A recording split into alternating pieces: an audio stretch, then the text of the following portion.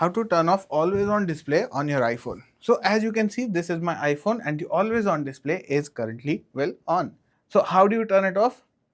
Well, you wake up your phone. After opening your phone, you want to go to settings.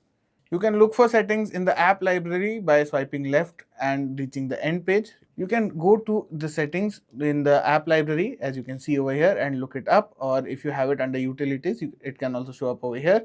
Alternatively, you can just swipe down and type in settings, but over here it is currently saying settings, so we'll just click on that.